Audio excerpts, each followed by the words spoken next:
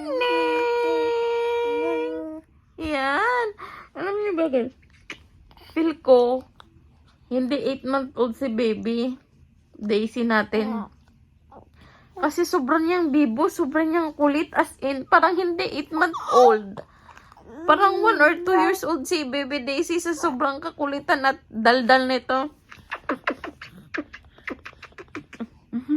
Dito pa din kami sa kwarto nakahiga sa bed. Medyo stuffy pa din yung ilong ko. Binuksan ko na lang yung bintana para may araw pumasok at maarawan yung halaman namin dito sa kwarto. Tapos naka-on na yung naka-on yung humidifier namin. Laging naka-on yan lalo na pag winter. May pa-breakfast in bed ang daddy namin. Nag-request ako ng breakfast in bed. Sabi niya, champurado daw para hindi mo sira. Kasi nga nagluto siya ng champurado kanina. Tapos nag-request ako ng egg and bread. Pakita ko sa inyo. Ayan, breakfast in bed. Yung gamit namin na tray, yung tray ni Daisy. Ay! Si Daisy mo nang pakainin ko guys kasi nagtampuro. Pakainin ko muna siya ng yogurt niya. Tapos later, yung niya, yung bread niya. Guys, kain na tayo. Thank you, babe, for the breakfast. Si Daisy tapos na kumain ng yogurt niya. Kalahati lang yung kinain niya. Binigay ko na lang yung kutsara.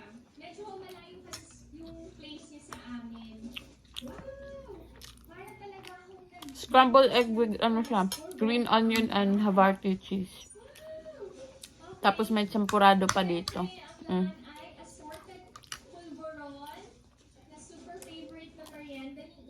Kain naman. Ha? Why? I know you're not gonna finish them. Yeah, but eat with me now.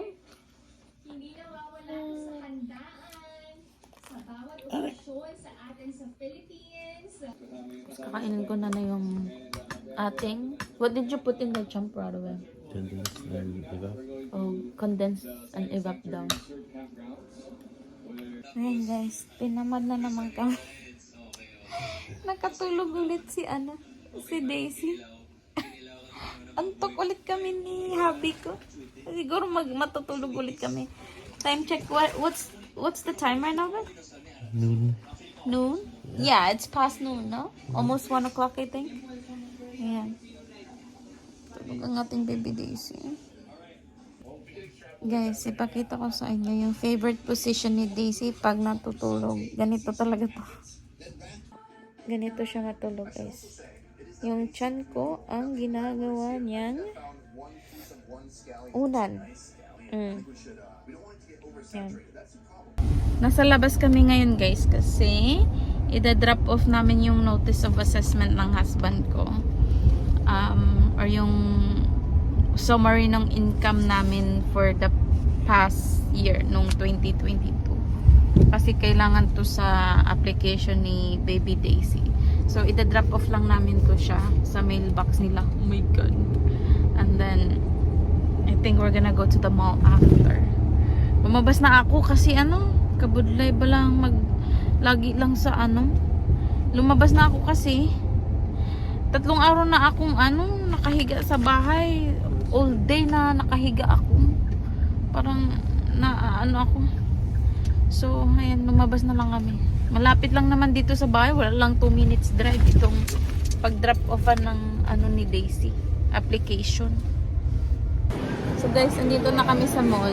Si Daisy kakagising lang, nasa stroller niya. Pina-adjust ko pala yung yung glasses ko kasi nag-loosen na siya. So nahuhulog siya sa mukha ko. Alam niyo naman, matangos ang ilong natin. Kaka-uwi lang namin galing mall. Di na ako masyang nakapag-video kasi baka makapiright tayo. May mga background music kasi. So ayan, hulaan yung lulutuin natin. Crispy pata. So pakuluan natin yung crispy pata natin. Yung pata natin. Tapos lalagyan ko ng dahon ng laurel, garlic, buong paminta, pamintang buo, ating ginger, tsaka ang ating onion. Ilagay natin yan para naman may lasa yung ating pata. Ganyan. Pagkatapos, lalagyan natin to ng toyo, soy sauce. Ayan. Lagyan natin ng asin. Damihan din natin ng asin. Kasi yung alat, hindi naman pupunta lahat yan sa ating karne, sa loob ng karne. Ayan. Kasi papakuluan lang naman natin to. Papalambutin natin bago natin prituhin. Tsaka na natin haluin pag nag-separate na yung dalawang pata. Kasi dalawang pata kasi yan. Yan. Papakuluin lang natin to, palalambutin natin. So, habang pinapakuluan natin yung ating pata, guys, gagawa tayo ng sausawan. Okay? So, ang gagawin natin yung ginger lang. Pahaba ang cut ko nito para hindi natin makain kasi yung husband ko, ayaw niya yung nakakain yung ginger. Tapos, after ng ginger, red onion. Kung wala kayong red onion, white onion will do. Kahit ano naman yan. I-cubes lang natin tong onion. I-mince lang natin tong onion natin. And of course, hindi mawawala ang ating tomato. Hindi ko na to kukunan ng boto. Ganyan na lang yan. Kasi sayang, charness. Ubusin natin yung buong yung buong tomatoes. Since may cilantro pa tayo, guys, or coriander din ang iba ang tawag ng iba dito, ito. Itong kaunting kaunting green onion yung nasa dulo, yung white part. So i-dice lang natin yan ng maliit-liit, ganyan. I-mince lang natin to siya. Kasi sayang naman pag hindi natin magamit, masisira na siya. At least medyo mahal pa naman tong cilantro, guys. Tapos lalagyan na lang natin siya ng kalahating lime, guys. Kung wala kayong lime, limoncito or lemon, okay na yun. Lagyan natin ng toyo. Yung damihan ng toyo para masarap. Ayan. And then ating sukang pinakurat. Hindi ko pa nalipat, guys, ito kasi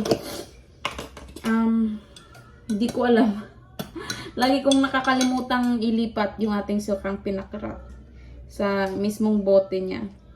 So, maglagay lang tayo nito dito. Ay, oo nga pala, paminta. Lagyan din natin to ng paminta.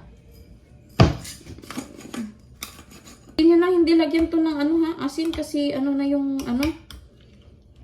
may sodium na yung toyo natin. Itong ating crispy pata, guys, pinakuluan ko ng 45 to 60 minutes. So, i-drain lang natin to siya. Be careful kayo mas-splash kayo sa water, kayo yung steam punta sa inyo. Iwan lang natin to siya dito. Ayan. Para ma-drain yung kanyang tubig. After nating i-drain, guys, ipapat-dry lang natin yung ating crispy pata, ang ating pata. Tapos, after nating ipat-dry, ilalagay natin to sa freezer to cool down para mas mabilis siyang mag-cool down. No, it will not ruin or break your freezer. Hindi yan totoo, guys. That's a myth. Kasi nag-aral ako ng food handler certificate. Tapos, isa yun sa mga mga topic. So, ayan. Lagyan lang natin dito sa bowl natin. Tapos, ilagay natin sa freezer to help it cool down. Natanggal ko na siya sa ating freezer. I-double check lang natin. Make sure na hindi masyadong basa yung ating crispy pata. Tapos, hatiin ko to sa gitna.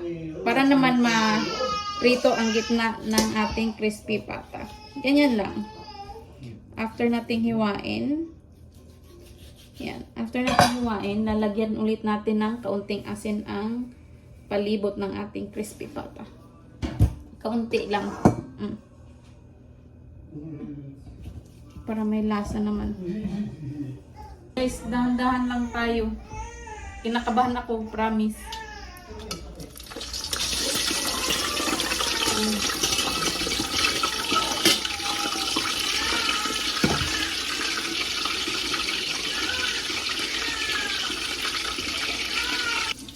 So yan guys, binabaliktad ko yung ating crispy pata. Kasi hindi siya nakasubmerge sa oil. Ilalagay natin dito siya para ma-drain na yung oil.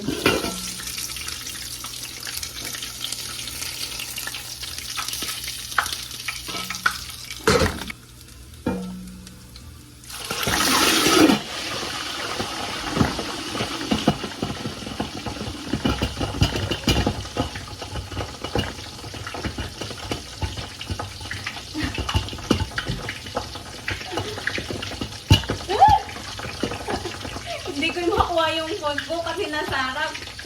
Baka mag-splash yung oil sa akin. Ah! Crispy pata pa more. Ayan guys.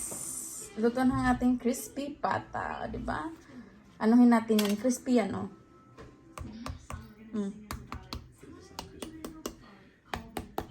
Yan. Ayan, oh. Guys, oh. So,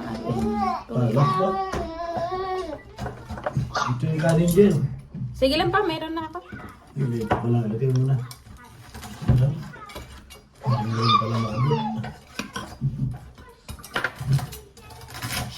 Try natin man.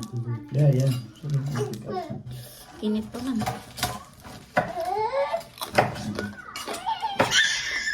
Ano na i-google?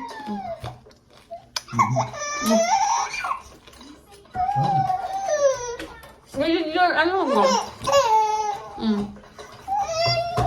You want live? Okay.